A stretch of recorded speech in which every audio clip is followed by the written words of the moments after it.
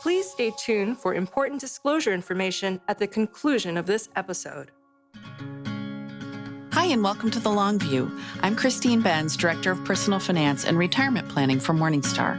And I'm Amy Arnott, Portfolio Strategist with Morningstar. Today on the podcast, we welcome back Nick Maggiulli. He's the author of a new book called The Wealth Ladder, Proven Strategies for Every Step of Your Financial Life. His first book was called Just Keep Buying. In addition, Nick writes a wonderful blog called Of Dollars and Data, which is focused on the intersection between data and personal finance. In his day job, Nick is the Chief Operating Officer and Data Scientist at Ritholtz Wealth Management. He received his bachelor's degree in economics from Stanford University. Nick, welcome back to The Long View. Thanks for having me on. I appreciate it. Well, we appreciate you being here, and congratulations on the book. You know, we often hear that if someone had a successful first book, writing the second one can create some angst. Did you find that to be the case, that writing The Wealth Ladder was harder than Just Keep Buying was? In some ways, yes. In some ways, no. The only part that was easier was that I had obviously written a book before, so I didn't have that existential dread of will I finish it? What's going to happen? I knew I would get through it eventually. I think the part that was actually harder, it was a harder book to write, all else equal, because my writing process was just very different. When I wrote Just Keep Buying, I had so much prior material from my blog that I was just using again. So I would say 70% of Just Keep Buying was old blog posts that I kind of, repolished and restructured to create Just Keep Buying. But with the Wealth Ladder, I had to just focus exclusively on one idea. So I ended up writing so much more new stuff. I'd say 80% of the Wealth Ladder is new material. The idea I've talked about previously on one blog post, but it was a very hey, here's this blog post, whatever. And then I'm hey, I actually have to think about this much more deeply and really kind of do a lot more research to bring this idea to life. And so it's much newer, and that's why it was harder. You also describe yourself as a writer who used to hate writing. How did you kind of get over that hurdle? I think you just have to write about what you want to write about. I think that's the big thing. I think if you guys remember back to grade school and stuff, it's okay, you need to write a 1,000-word essay on the Scarlet Letter. And as maybe you guys love that book, or you didn't, or whatever, you have to write a 1,000-word essay on Catcher in the Rye, whatever it is, you have to write about stuff that someone else wants you to write about. And I think that makes it very difficult to be passionate about writing when you're writing about something else that you maybe don't necessarily care for. So once it's hey, here's a topic I really like writing about, personal finance, investing, etc., I find it's much easier to kind of keep writing and do something that, I used to hate it because I wasn't writing about what I wanted to. Now that I get to write about what I want to, I enjoy it. So a basic premise of your new book, The Wealth Ladder, is that financial strategies that worked for us earlier in our lives don't necessarily work when we've amassed more money. And so to use a simple example, if I have $10 million, I probably don't need to be clipping coupons anymore. So was there a specific catalyst for this thesis? Was there kind of an example or a series of examples in your life that lent themselves to wanting to write a book on this thesis? Yeah, I didn't realize it at the time, but looking back, it's very obvious now. In my first job out of college, I was working in consulting, and it was a good job. I was getting paid well and everything. But after a few years, I was hitting kind of an upper limit. I was hey, okay, now I know that I'm okay, I can see my 5% annual raises. I'm going to get this, let's say, indefinitely. I'm just pretending to project out my career. I could see what my bonuses would be and everything. And I'm this is capping out. Early on, this was great. When I didn't have any money, all this stuff was nice. I was very fortunate early in my career. But after a while, you're hey, there's no real long-term potential here. Yes, I could just keep getting these nice raises or whatever, but I realized I had to change something up, and I needed to do something I was more passionate about and had more upside potential. And so for me, that was hey, maybe I should really start talking about personal finance, investing, and maybe I should eventually move my career into that space, which is kind of what happened. But it took me a few years to get there. But that was kind of the big catalyst for me. It was my old strategy of okay, just work, get your bonus, reinvest it. That's fine. It would have still worked. It just would have taken a lot longer. For me, I started to realize I had to change my strategy up. I had to start this quote side hustle, which is blogging and writing and all that stuff. So that was the big kind of turning point for me. But people feel this all the time. You'll see, hey, this strategy that used to work doesn't work anymore. Another example I give in the book is I used to, when I was a little kid, I helped my dad. We'd get cans, and all the cans we drank, we'd put them in the, garbage bags. We take them down to get the CRV value. So you get like $20 for a bag, $40 for a few bags, whatever. And like that made sense, at the time. But now it's like my dad has his whole insurance business. He doesn't have time to do that anymore. Like it doesn't make sense for him to go and collect cans, right? The wage is not worth it, so to speak. So it's all those types of things. Maybe I was just thinking that we should probably take a step back and give people a quick definition of what the wealth ladder is. Can you kind of summarize the concept and how you came up with that? Yeah, of course. So the wealth ladder is just a new framework for thinking about building wealth. And that framework is based on 6 distinct levels of wealth. And when I say wealth, I just mean your net worth. So that's all of your assets, everything you own, minus all of your liabilities, so everything you owe. So, for example, take all the cash in your checking account, that's an asset. Your home value, that's an asset, et cetera. That's all in the asset category. Subtract out everything that you owe to others. So if you have a mortgage, student loan debt, credit card debt, et cetera, that's all your liabilities. You net those 2 numbers and you get to a number. That's your net worth, right? And you don't need to have it down to the penny. You just have to know the range, because that range determines what wealth level you're in. So level 1, I say, is less than $10,000 in net worth. Level 2 is $10,000 to $100,000. Level 3 is $100,000 to $1 million. Level 4 is $1 million to $10 million. Level 5 is $10 million to $100 million. And finally, level 6 is $100 million plus. The thing that makes the framework very easy is once you know one of the levels, because they're all just factors of 10 off of each other, you can kind of figure out the rest. So if you just remember, hey, level 3 is $100,000 to $1 million in wealth or net worth, then you can figure out, okay, level 4 must be 1 to 10 million. Level 2 is 10,000 to 100,000, et cetera, right? So I find that this is very helpful for a host of reasons, because I think it maps onto economic classes in the United States. We can get into that. It maps onto spending behavior, investment behavior, a whole bunch of stuff. And that's what the first part of the wealth ladder, the book, is about. It's about just understanding this concept and why it's very useful as a framework for thinking about how you spend money, income decisions, career decisions, and then also how you invest your money. So, yeah, let's expand on that, how it maps onto the economic classes in the U.S. Can you talk about that? Like what percentage of the population roughly falls into each of those 6 bands? Yeah. So once again, I'm going to just give you the rough percentages. The exact percentages are in the book. Sure. It's just easier to give you so roughly 20%. And remember, this is household wealth. So if this is your household. So if you have a partner, obviously you include their wealth. Right. 20% are in level 1. That's less than $10,000. Roughly 20% are in level 2, which is $10,000 to $100,000 in wealth. And that would probably be lower middle class, working class. That's what level 2 is. Level 3, that's 100,000 to $1 million. That's about 40% of the US. So that's middle class, right? That's like where most Americans are, 40% of the US. And then level 4, which is 1 million to 10 million, that's millionaires. That's going to be about 16% of the US, right? So I'm not saying 20 because you'll see why in a second. So roughly, 16% in the US. Actually, let's just say 18% to make the math a little bit easier. 18% of the US is 1 to 10 million. And then the last 2, like level 5 and level 6, that's the last 2% of the United States, more or less.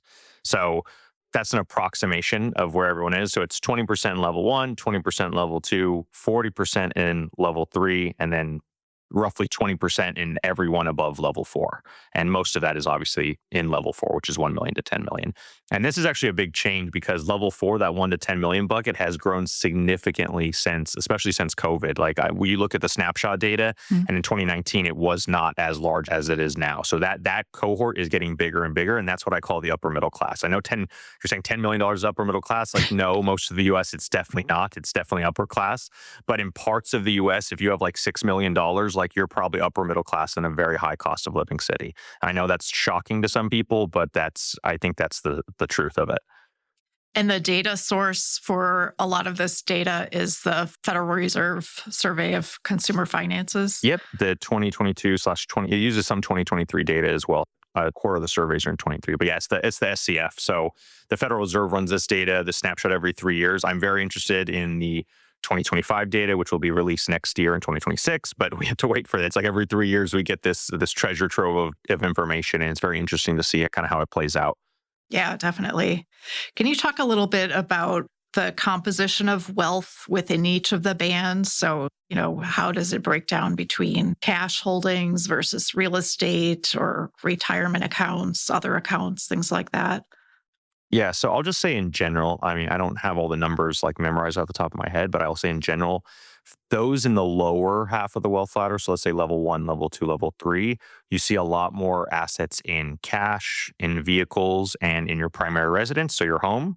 And then those in the upper half of the wealth ladder, level 4, 5, and 6, you see most of their assets are in, retirement accounts, individual stocks, stock holdings, and some sort of equities, and then individual businesses. So like personal business investing, right? And so like those in level 6 with $100 million plus in wealth, over half on average of, you took all the people in that bucket. I mean, there's not too many in the data, but what they have, they do their best to sample them. Over half of their wealth is in individual businesses, and which makes sense. Like you think of all the billionaires out there, like almost all of their wealth is going to be concentrated in like one big business, right? Like, Jeff Bezos has Amazon, Bill Gates for the longest time had Microsoft. He's now very diversified. So that's a whole separate discussion. But like, if you're trying to figure out like what's the difference in the assets between those lower on the wealth ladder and those higher on the wealth ladder, it's really just a shift into income producing assets. If you look at the assets held by those lower on the wealth ladder, those assets don't produce income. Cash, vehicles, your primary residence, none of that is kicking off an income stream to you. Then you compare that to those in level 4, which is 1 million to 10 million, et cetera, or above. All those people in levels 4 and up, most of their assets are in income producing assets, things like stocks, things in your retirement account, bonds, in businesses, et cetera. So it's just, that's the big shift I see. And so like, it's even kind of ironic because in my first book, Just Keep Buying, the mantra is the continual purchase of a diverse set of income producing assets. And that still holds. Like now that I've looked through the data across the spectrum, that is still the case. I still believe that. It's just interesting that you can kind of see that type of pattern happening as individuals acquire wealth. I want to home in on that level 4, which you said is growing. And my guess is that if we were to think of the composition of the audience listening to this podcast, I'm thinking a lot of them would probably be in that band, or their clients would be in that band. It's a big range, 1 million to 10 million. And it seems like you could argue that being at the top or bottom of the range could really make a material difference in someone's lifestyle and their level of financial security in retirement. Do you encounter a lot of people who don't really aspire to be in level 5 or 6, but probably want to be further up within level 4? What's your take on that? I mean, for sure. I think it brings me back to that quote from Rockefeller was asked by a journalist how much money is enough, and he answered just a little bit more. And so Right. I think that's always the case. Like we're always kicking the can down the road. Like people have their fire number. Oh, once I hit $3 million, then I'll have enough income to never have to worry again. But then, oh, well, inflation went up, so maybe I need 4 million, or oh, this happened, maybe I need this. And like it's easy to keep, and some of these are justified. Like, prices change, things change. Like it's fine to change your mind over time, but I think it's very easy to kind of keep playing that relative game and keep, kicking the can down the road in terms of what's enough. I think it's a tough thing. It's not easy to come up with what's enough. Or is it better if you had 2 million, would you probably feel more comfortable with 8 million? Yes, probably, and that's why I said someone with 8 million is probably closer to the lifestyle of someone in level 5 than someone with 2 million is, but they're more similar in a lot of ways than meets the eye. So in terms of just thinking about that, I agree. Like people obviously feel like they need more. At the same time, I think the big shocking thing is like, once you get to that level of wealth, once you're in level 4, like even a significant amount of money to most Americans is not going to fundamentally change your lifestyle. If you have $5 million, an extra $100,000 is going to basically do nothing for you. Even though like you could go on a bunch of vacations with that. That's like, I know that sounds so out of touch, but like, it's not like that extra 100,000 is going to allow you to go fly private all the time, or you're going to have a full-time butler for the rest of your life. It's not enough wealth to fundamentally change how you live your day to day, but it just goes to show like the value of money changes as you have more of it. And it just becomes, I would say, less useful at some point over time. What about people who might not feel wealthy or free to spend at each of those levels? For example, someone in level 4 with between 1 million and 10 million who, still wants to skimp a lot on airfare and travel, things like that, hotel expenses. Do you think it's common to have disconnects like those? I think there's a few things to think about with this. First is like, how is your wealth comprised. If you have, oh, hey, I have a net worth of $4 million, but 3 million of that is in my house, which I bought a long time Mhm. ago. Now it's worth a lot. That's going to feel very different than, oh yeah, I have $4 million and it's liquid, or I have a $500,000 house, which I love, and I have another $3.5 million liquid. It's just a different feeling in terms of the amount of cash you have. So I think composition's a piece of it. The second piece of it is, all the money formulas, rules, spending rules, et cetera, in the world can't overcome human psychology in a lot of cases. So some people are just going to feel like, hey, I should never pay that much for this. It just feels like a ripoff to them, even if they could easily afford it, et cetera, right? And for the record, like when I think about these spending rules and how to think about spending money, like with the wealth ladder, like once you hit certain levels, I kind of think like you start to get a certain amount of quote freedom in a certain spending category. So level 4, 1 to 10 million, I consider that the beginning of travel freedom. So you can start to upgrade, your seat on an airplane. You can start to say, hey, maybe I can stay in a slightly nicer hotel, et cetera. By the time you get to 10 million, you can basically do anything besides fly private. I think, you can stay at basically any hotel. You can, always get first class if you want to, right? But it's kind of that slow progression that happens over time. And so your point's well taken in that, having 1 to 10 million, that, you could have 5 million bucks and still not feel comfortable upgrading to first class. And that's completely fine. It's really up to you. But, I do think a lot of it is a psychological thing.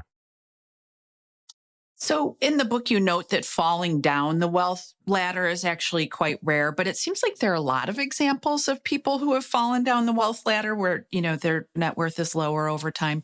What are some common reasons that might happen, and why do you think it doesn't really happen that much?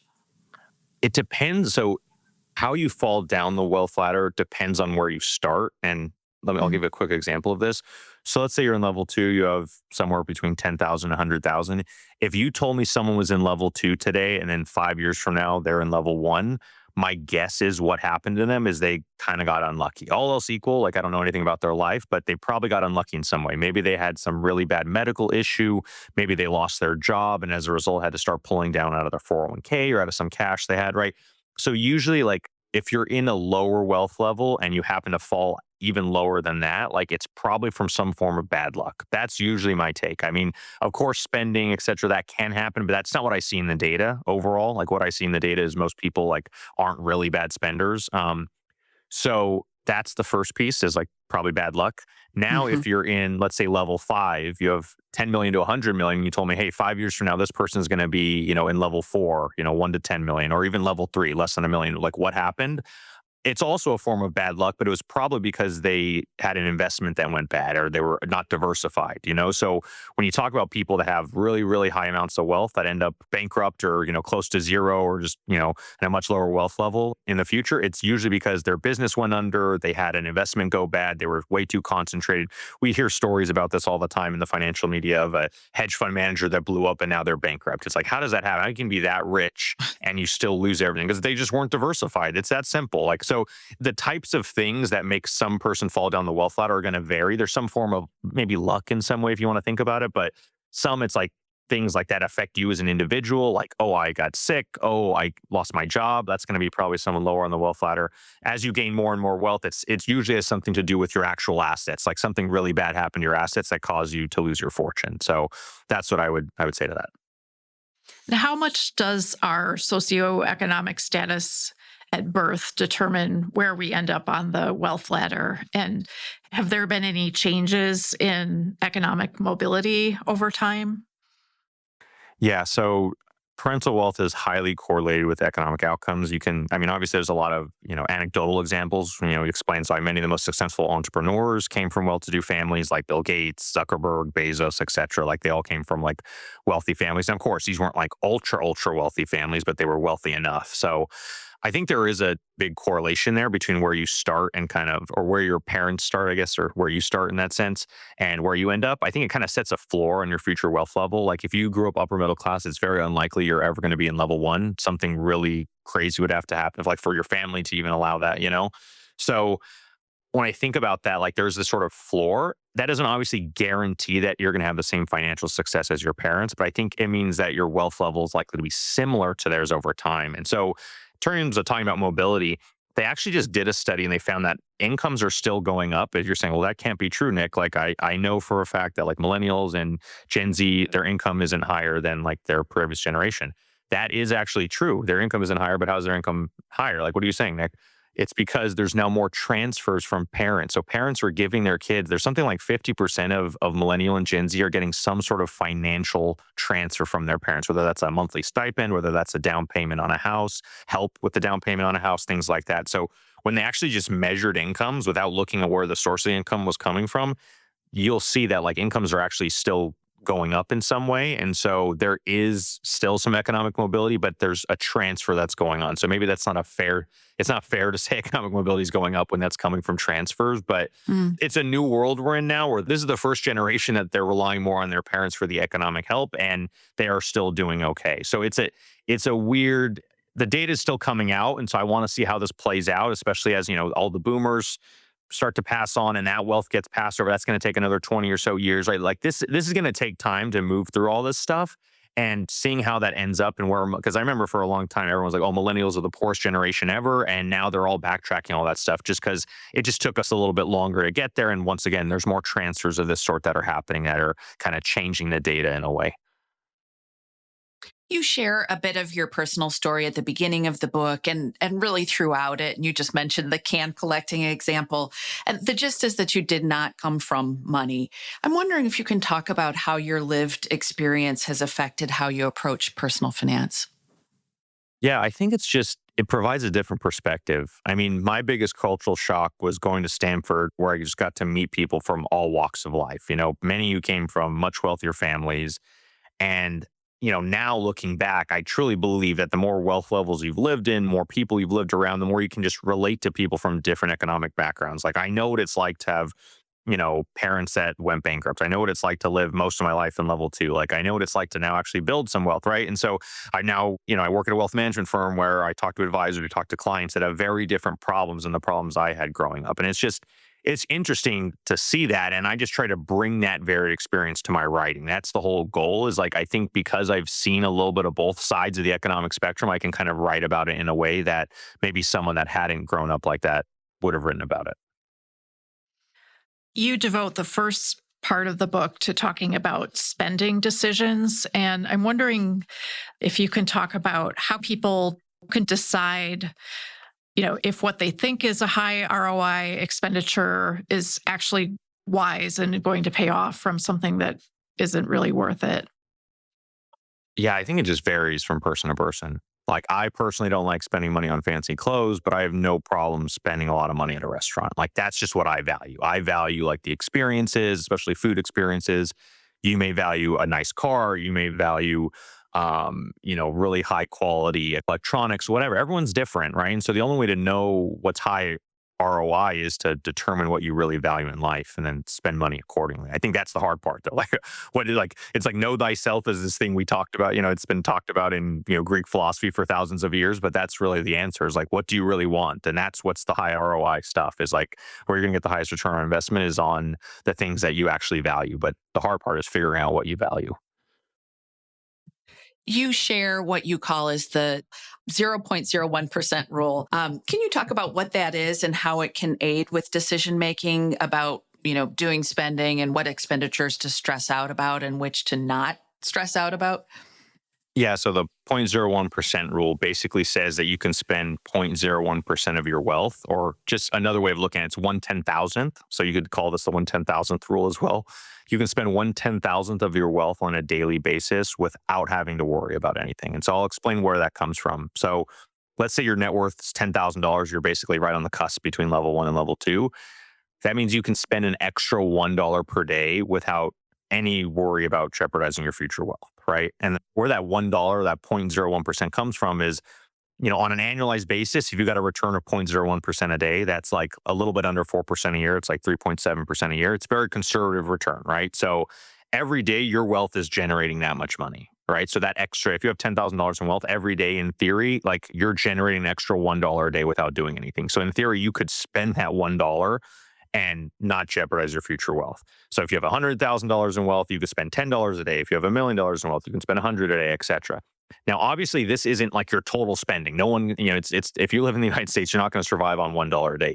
this is the marginal spend, right? And I think that's where everyone's making a spending decision. You're making it on the margin, right? Like when you go to buy a car, like you're not saying, "Oh, should I get a Toyota Camry or a Maserati?" Like you're debating between the Camry and the slightly nicer Camry, right? It's like Mhm. that's what I'm saying. You're always doing it on the margin. Like when you sit down in a restaurant and you're like, "Do I want to get the burger for $20 or the salmon for 30?" Like that marginal difference is $10. And so my argument is that once you have like $100,000 in wealth, that extra $10, you can spend that every time you go to a restaurant without worrying about it, right? And so the 0.1% rule works in that way by just, it allows you to have some lifestyle creep because you've shown financial discipline. It's like, hey, look, I've reached this level of wealth, so I can now spend more in certain categories. But until I reach that level of wealth, I'm not going to do that. And so, like, in my example, like, I still to this day, I don't have basically any travel freedom. When I go to a restaurant, I'll buy whatever I want. I don't care, but I am still getting the coach seat. Maybe I will upgrade my seat to a slightly nicer seat, not a first class seat, but I'll go like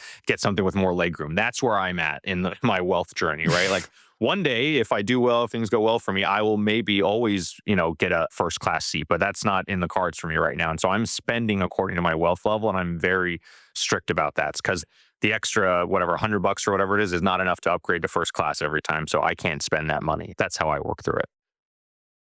You also write that housing is really a consumption good and not an investment. Why is that? And are there any levels where housing is more important in building wealth and getting to the next level?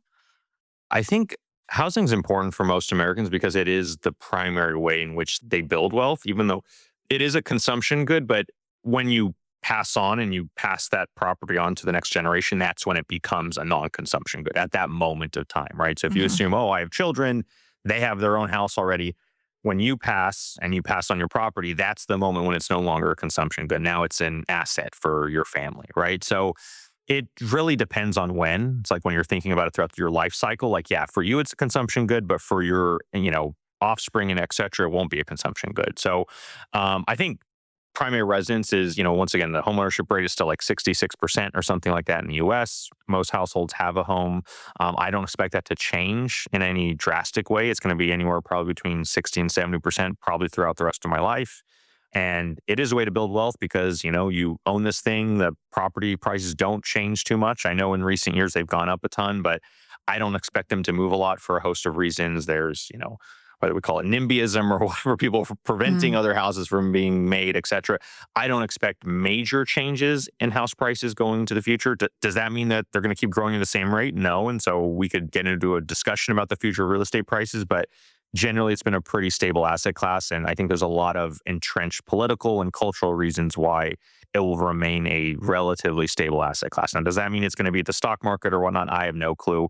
That's why I say you got to diversify. So you write in the book that people can get into overspending trouble if they have high incomes, but not necessarily high net worths. But you point out that income can be fickle. So you believe that people should use their net worth to guide how much they can reasonably spend. Can you talk about that? Yeah, so they've done studies on negative income shocks among US Mhm. households, and something like 10% of households are going to see a 50% or greater decline in income over the next 2 years. So, like 1 in 10 households are just going to have a massive hit to their income in the next 2 years. And that's what does that mean? Usually, that means most households are two income earners. All that just means is one earner is going to lose their job in the next 2 years. It's not unreasonable that one person might lose their job in 2 years, right? So, 1 in 10, that is, right? So because of that, like that's why I think income's fickle. And more importantly, among high earners, like negative income shocks tend to be persistent, right? So in other words, if you have a very high paying job and you lose it, I wouldn't expect to get back that old income you had, that higher income anytime soon. And I trust me, I have friends where this has happened, like, oh, I lost my high power job doing this and I got another job, but I took a 40% pay cut or I took this. It's like almost starting, unless you can get a job right away back in the exact same role you were doing, it can be tough for people. So that's why I think you have to spend based on wealth, not income, because as volatile as wealth can be, it is far less fickle than income. Wealth has a little bit more staying power. Of course, there's things like the Great Depression where wealth dropped off a cliff quickly, but that's usually not the case. And so your wealth will be a lot more stable than your income will be over the long haul. You also note that income earning activities that made sense for us at one stage in our lives wouldn't necessarily make sense as we move up the wealth ladder. Can you talk a little bit more about that and maybe share some examples? Yeah, I mean, you guys gave the extreme example earlier of the person with $10 million clipping coupons, right? Like at some point in your financial life, like certain income generating tasks won't make as much sense. I think in the formal way that like economists talk about this, they call this your opportunity cost. And an opportunity cost is just what you have to give up when you do something. So if you work for an hour, your opportunity cost is anything else you could have done besides work in that hour, right? So you're like, oh, I could have gone to the gym, I could have done this, whatever it is, that's your opportunity cost, right? So your opportunity cost is still can have an income. Like if you go and do something like, hey, this was a great income generating activity, but now that my income's so much higher, or that I have more skills, or whatever it is, like that old income generating opportunity may not be worth it anymore, right? So as you gain more wealth, your opportunity costs typically increase, right? Like when I first graduated college, I didn't have a problem working, 60-hour weeks, if I had to. My opportunity costs were relatively low. I didn't have as much else I could be doing with my time. Yes, I could see friends, family, but that was about it. I didn't have a wife. I didn't have, all these other things that now take up more of my time. But as I've gotten older and I built more wealth, like every additional hour means more to me than just like the additional money does, right? And so I think you'll see that with time. That's what I've found most people I've spoken with. That's how it changes over time, right? So like I could spend more time going to work out or going to see friends instead of just working an additional hour, because at some point, the money's not worth it anymore. And so that's where, that transition slowly happens over time. But that's kind of the thinking there with the wealth ladder. Your book is about money. It's not really a self-help book, but as we ascend the wealth ladder, should we give ourselves more freedom to say no to some work activities that we don't enjoy and yes to perhaps some that are less remunerative, but maybe more enjoyable? I'm wondering if you can talk about how you can square your desire to ascend the wealth ladder with your desire to spend time in a way that's agreeable. Yeah, I think you have to ask yourself, like, what are your priorities and why? Like, what does getting to a particular wealth level mean to you? Like, would it give you more time, more freedom? Like, what are you actually looking for? Like, the real question is like, what will you do once you get there? Like, I think you have to imagine kind of like, oh, here's where my life would be great. And then like back out from there. Because if you know that, then you can determine whether you actually need to get to that spot. Because a lot of people, I don't know if they always think about that end state and they just say, oh, once I have X dollars, then I will be able to do all this stuff. And sometimes that's true. But for a lot of people, they can actually do that without getting to that level of wealth, right? So I think like people can live very fulfilling lives in level 3 and 4 completely. I'm 100% convinced of that. But I'm also convinced it's easy to persuade yourself that that's not the case. It's easy to persuade yourself like, oh, I need to have 10 million plus to really have made it, to really have happiness. And at some point, once you have enough wealth, it's all the other things in life that impact your day-to-day happiness and well-being. And you don't realize that until you maybe get to that point where you're like, oh, wow, that didn't matter as much. But it's one of those things that I think about a lot. And I think it's something that's very overlooked in the wealth space. We also wanted to talk a little bit more about some specific questions for each level. And looking at level 1, I think a common question with people who are basically living paycheck to paycheck is what to prioritize if they do have extra funds. So should they pay down debt or build an emergency fund or try to invest? What kind of advice would you give someone in that situation? Yeah, I would say emergency fund all the way. Because once again, in every wealth level, like some part of your life gets amplified. And for those in level 1, like it's bad luck. Because if you don't have a lot of money and something happens, let's say you have a car, your tire blows out, you have to get a new tire. Like there's just ways where bad luck is amplified in a way that it's not amplified for some with more money. Like, oh, if I have a tire, I don't even have a car, but let's say I had a car and my tire blew out, like that's not a problem. It's annoying. It's an annoyance for me, but it doesn't change my life at all. I just get the tire fixed, move on, right?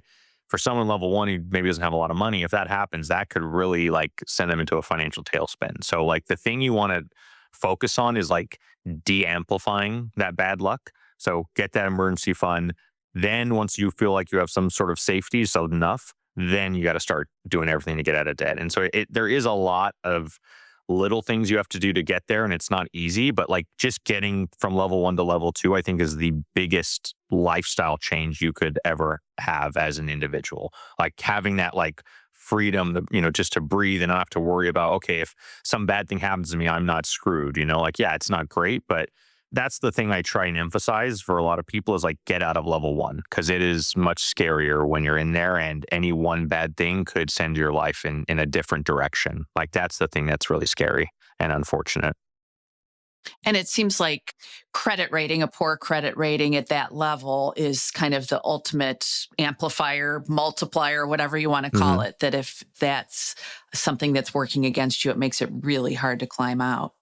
Yeah, and that takes time to get that off. If you go to bankruptcy, it takes 7 to 10 years or whatever it is before it's off your credit report. So it's like Mm. these are the types of things where that stuff can follow you. And so you could even get your act together and it's like 5 years later, but that's still there haunting you, unfortunately. So anything you can do to prevent that is ideal. And of course, this is not easy. A lot of times you probably already maybe got into that position because of bad luck. So it's not a great place to be. And it's one of those things where you just have to try your best to get out of it. So you have a fun discussion in the level 2 chapter about finding the intersection of what you're good at, what you're interested in, and what someone will pay you to do. Can you walk us through that exercise and why it's so important? Yeah, I think the exercise is important because I think the goal, I think most people I hope would agree with this, is like you want to maximize your long term income while also enjoying the work you do, right? If we all enjoyed the work we did and got paid well, like I don't know what more you can ask for out of a career, right? And so, of course, that doesn't mean that your first job you're going to get is going to check all of the boxes, right? But the goal is to eventually get to do work that does check those boxes, right? So those 3 boxes are, what are you good at? What you're interested in? What will people pay you for? In terms of like first jobs and like where do I start? I say you got to focus on what people will pay you for because that's what's required to live. Like you need money to survive. So all else equal, like as much as I would be like, hey, just do what you're interested in. Like if it's not paying the bills, it's probably not the right way to start with. So once you get that covered, what's the next highest priority thing I would focus on is like focus on like what you're good at. Because I feel like if you're doing something someone's going to pay you for and you happen to be good at it, like you can get if you get a lot of praise for being good at something, you'll actually start to like it. And I think this is also my thing we talked about writing, a little bit earlier where like, oh, I didn't used to like writing. Now I do. It's because I was decent at it, but I was always writing about other people's stuff. As soon as I started to write about my own thing, I started to get more interested in it. I got interested in it from the praise I got from others who read my work, right? And that really allowed me to start loving it. So it's something that I wasn't interested in, and now that I'm very much interested in. So if I have to focus you, it's like, hey, do the pay stuff and then do what you're good at. And then hopefully that'll either lead to interest in that thing. If it doesn't, maybe you can save up enough money through all the pay over the years to then do something you're interested in that you can possibly get paid for eventually. So there's a lot of ways to get there. That's just my recommended path, but you don't have to follow that. Like I was in consulting for a long time. I was doing something I was getting paid for and I was decent at, but at the same time, I was interested in finance and I was doing that on the side. So that's another option. If you do love something, keep it as a hobby and just keep doing it. And maybe one day you'll be able to monetize and change your career. That's another option as well.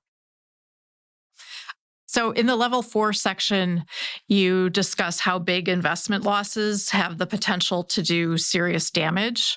What are some of the best ways to avoid that risk, not just in level 4, but also at other levels?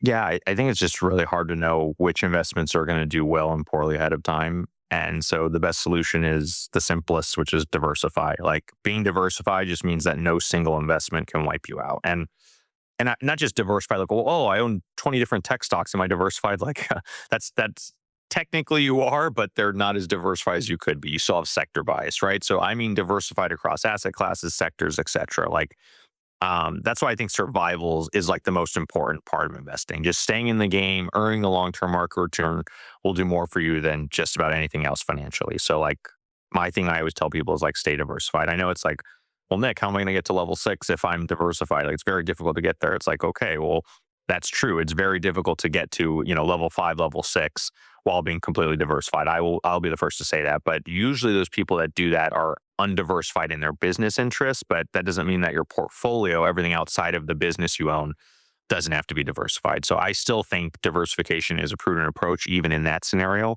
even if you're trying to build a business that's going to end up being worth a lot of money one day.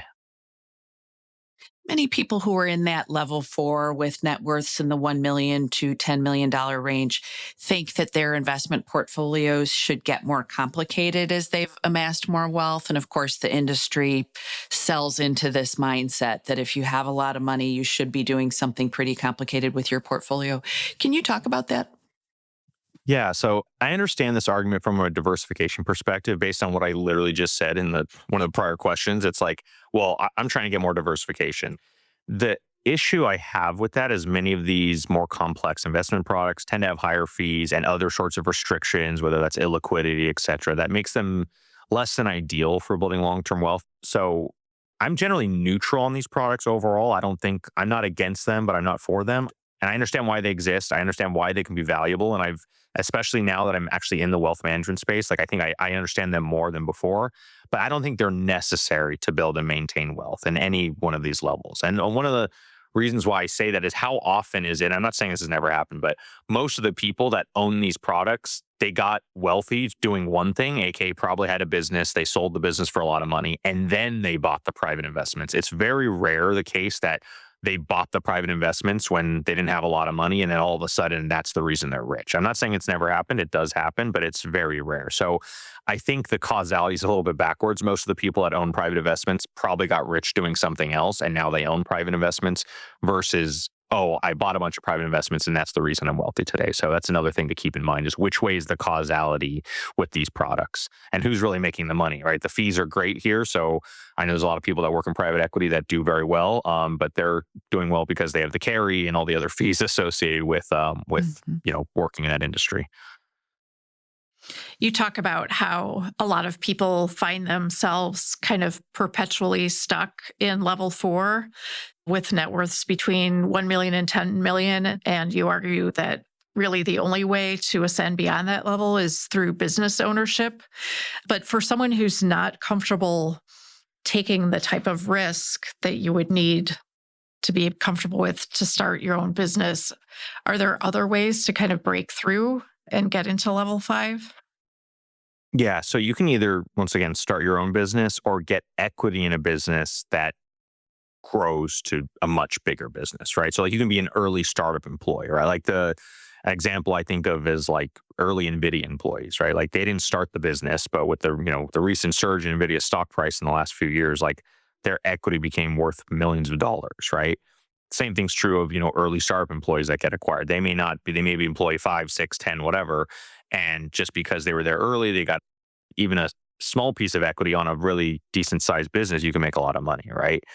So either way, the key is to have equity. You have to have ownership. So whether you have a lot of equity in a decent sized business that you sell or just a little bit of equity in a very huge business, it makes no difference to me. The key is just have business ownership because that's how, if you're trying to get out of level 4, that's probably the way you're going to do it. Of course, you can be in level 4 and just save and invest and do it for, until you're 90, and I guarantee you'll probably be out of level 4. But for someone in any reasonable time scale, it's very difficult to get out of there without a large business exit of some sort.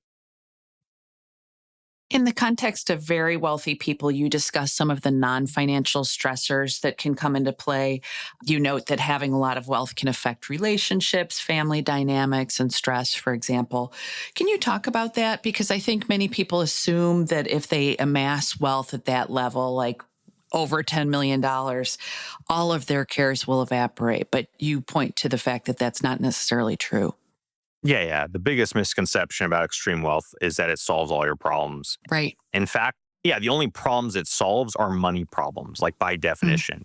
And while there are many money solvable problems, I guess we could say in the world, like money can't solve everything, right? Like you can't write your children a check so that they love you. You can't buy a new cardiovascular system to get into good health, right? Like there's certain things you can do that you can have a better relationship with your children, right? You can have a probably slightly healthier if you have more wealth, like I agree.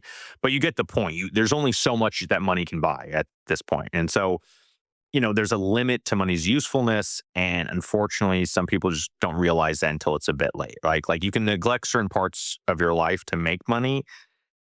But if you do it for too long, you'll come to find that that's all you have is just money, right? So it's not a good place to be in. And so I'm always trying to emphasize as you move up the wealth ladder. Remember, we talked about different wealth levels amplify different things. When you're on level 5 and level 6, it's all the non-monetary parts of your life that are amplified. Like your relationships are even more important. Of course, they're always important in your life, but like they're even more important in level 5 and level 6 because like you can't buy them. Like there's nothing you can do to change that, right? You can have all this money, it's not going to change a thing, right? So if anything, it just shows like, hey, money matters so much less that all the other things that aren't money are the things to focus on. You also discuss some of the newer research that has emerged about the connection between money and happiness. Can you talk a little bit more about what those findings are and what we can learn from them? Yes, yes. So the original Money and Happiness paper, which I believe was like Daniel Kahneman and Angus Deaton, that's the one that I think most people on this podcast probably heard is that money doesn't buy happiness above, I think it was like $75,000 a year in income, right? Everyone's heard that. Once you have over 75K a year, it doesn't buy any more happiness. Unfortunately, a guy named Matthew Killingsworth came out and they looked into the data some more and they found that that conclusion wasn't completely accurate. Like the more recent research found that more money does buy more happiness if you're already happy. So this was true for incomes above $75,000 a year. And they even looked at wealth. And this was even more true for people with lots of wealth. And so I think the conclusion from the original paper they weren't measuring more happiness. They were measuring more unhappiness. So basically, once you have more than up to $75,000 a year, like as you got more money, like it generally, prevented unhappiness. After $75,000 a year, it did nothing. Like you could still be unhappy and have a lot of money. That's what the original research shows because their measure wasn't perfect. But in the new research, like the main conclusion is if you're poor, more money can buy more happiness. If you're happy, more money can buy more happiness. But if you aren't poor and you aren't happy, more money is not going to do anything, right? So that's kind of the main thing. So if you're like, hey, I don't have a lot of money, more money will probably make you happier, right? And if you're already happy and you have money, more money will probably still make you happier, right? But if you're not in those two categories, like it's not going to do a thing. So I think that's the big change in terms of the happiness research is like money does buy happiness if you're already happy.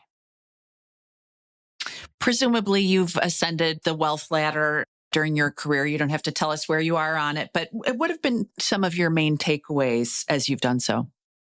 Yeah, sorry, I mean, it's in the book, so I don't want to give it away, though. Maybe I'll leave it as a spoiler. It's in the book. I talk about this. But I mean, ironically, like building wealth has really taught me the importance of all the non-financial aspects of life, right? It's easy to focus on money when you don't have a lot of it, when you grew up, in a family that maybe didn't have a lot of it. But once you do, everything else becomes far more important and valuable once you have some money. And the reason why is, once again, they just discussed, right? Like you can't buy it. You can't buy true friendship, true love, great health. All these things require work somewhere in your life. And like the sooner you realize that, the more you can take your foot off the gas as you kind of succeed financially, right? That's kind of how I like to think about it. So yeah, I mean, that's the big takeaway for me. And it took me some time to get there. But now that I'm there, it's like, I value money less than I did when I was younger because I didn't have any of it. Now that I have some of it, I can be like, hey, I don't need to worry as much about these types of things. And I can focus on spending more time with my family, not having to like work all the time and like, telling my wife like, oh, I got to write this thing tonight. I got to do this. And I never spend time with her. It's like, no, I can chill out a little bit. Things are going to be fine. I don't need to have that extra dollar. Like that's not as important as enjoying life. So in addition to your day job, as Christine mentioned before, you are active in posting on your blog of Dollars and Data, where you're normally publishing about once a week. And I'm curious, what are some of your must-reads or must-listen-tos in the realm of personal finance and investing? So I have a lot of different stuff over the years. I have like a popular post page, which has like a bunch of different things that people have liked over the years. I have this one blog post called Even God Couldn't Be Dollar Cost Averaging, which went into my first book, Just Keep Buying. But yeah, I've been blogging for almost 9 years now. I blog once a week. And so I just put a lot of stuff out there. I have a lot of different, I mean, it's hard because I've been doing it for so long. I have like 450 posts. Like if you give me a subcategory, I could narrow it down, but it's really hard to like pick this one or that one thing. I think the Just Keep Buying stuff obviously has done well. That's why it did decently well as a book and everything. But yeah, I would say that's the stuff is like thinking about market timing and all those types of things and how little those things actually matter. And the most important thing is just to be consistent and just keep investing over time and just focus on raising your income and keep investing. And I think you'll do fine. How about external influences? Are there any people who you read consistently or any podcasts that are always in your feed? What are your favorites? So I read a bit, and I really think it depends on. I read more than I listen. I'm just a visual learner, and so Hmm. I think if I had to say, like, it depends where you are on the wealth ladder for what types of things are like must reads, right? So like if you're just getting started, right, like you're level one, I would recommend like Tiffany Alici, like Get Good with Money. Like it's a great book for people starting out, great for budgeting. That's the perfect thing there, right? But now if you're like, hey, I'm in level four, Nick, 1 to 10 million, I really want to get out of level four, I want to get to level five, et cetera. Then I'm like, okay, look at Millionaire Fastlane by MJ DeMarco. He has a very different take on that, right? If you're like, oh, I want to just keep building my wealth through investing, I'm going to recommend, The Intelligent Asset Allocator by William Bernstein. Right. If you're like, oh, I'm near retirement, what should I do? I'm going to plug your book, Christine, How to Retire. So it's like, Hmm. it's everything's based on like what are we talking about? What are we looking at? And I think that because the world of personal finance investing is so wide and there's so many different things. And so it really does depend where you are. And it's kind of one of the reasons why I wrote this book. It's like, hey, if you're here, these things will be more helpful. And if you're here, these might be more helpful. And it's not that you can't read across. I don't think there's anything wrong with if you're in level one reading a business book, but I think the risk is just so much higher to starting a business when you're at basically zero than if you have some money saved away. And there's a lot of data on this as well in terms of like the most successful entrepreneurs generally have more experience, have more money, or a little bit older. Like all the things that make it easier to start a business, they have those. And I think because it's in the data, it shows that it's probably better for you to follow the same path, right? I'm not saying you can't start a business when you're young, but I think most of the people that have done it successfully have waited a little bit, have waited until they're 40, 50, et cetera, before they did it. And that's when they end up being more successful. What's your take on the whole FIRE movement, financial independence, retire early? Yeah, so I love the FI part of FIRE, the financial independence part. I think it's a worthy goal. You get to live life on your own terms, et cetera. I'm a little skeptical of the RE retire early part. And I think it's just because based on the research, people I've talked to, everything, it's just people need some sort of purpose. And I think it's just difficult for many people to find that purpose outside of work. I'm not saying it's impossible, but I think, I don't know, I don't have an exact number. Let's say 70% of people need some sort of vocational purpose. It doesn't necessarily need to be a 9 to 5. It doesn't need to make you a ton of money or anything, but I think you need to feel like you're contributing to society in some way. And so the RE part, if you do the retire early without thinking about that, I think it can lead to an existential crisis. And so that's the thing, I know that we all glorify, wouldn't it be awesome if I could just be on a beach all day with Mai Tais? And I think that's fun for a few weeks. And then you're like, okay, why am I doing this? What's the purpose? And it can get really dark from there if you don't know what you're going to do next. So that's my only kind of pushback on that. So.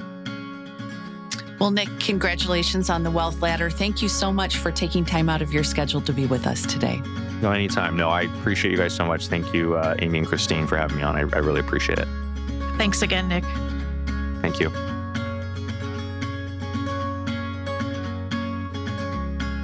Thank you for joining us on The Long View. If you could, please take a moment to subscribe to and rate the podcast on Apple, Spotify, or wherever you get your podcasts. You can follow me on social media at Christine_Benz on X or at Christine Benz on LinkedIn. And at Amy Arnott on LinkedIn. George Cassidy is our engineer for the podcast, and Carrie Gretchick produces the show notes each week. Finally, we'd love to get your feedback. If you have a comment or a guest idea, please email us at thelongview@morningstar.com. Until next time, thanks for joining us. This recording is for informational purposes only and should not be considered investment advice. Opinions expressed are as of the date of recording and are subject to change without notice. The views and opinions of guests on this program are not necessarily those of Morningstar, Inc. and its affiliates, which together we refer to as Morningstar. Morningstar is not affiliated with guests or their business affiliates unless otherwise stated. Morningstar does not guarantee the accuracy or the completeness of the data presented herein. This recording is for informational purposes only, and the information, data, analysis, or opinion it includes or their use should not be considered investment or tax advice, and therefore is not an offer to buy or sell a security. Morningstar shall not be responsible for any trading decisions, damages, or other losses resulting from or related to the information, data, analyses, or opinions or their use. As per performance is not a guarantee of future results. All investments are subject to investment risk, including possible loss of principal. Individuals should seriously consider if an investment is suitable for them by referencing their own financial position, investment objectives, and risk profile before making any investment decision. Please consult a tax and/or financial professional for advice specific to your individual circumstances.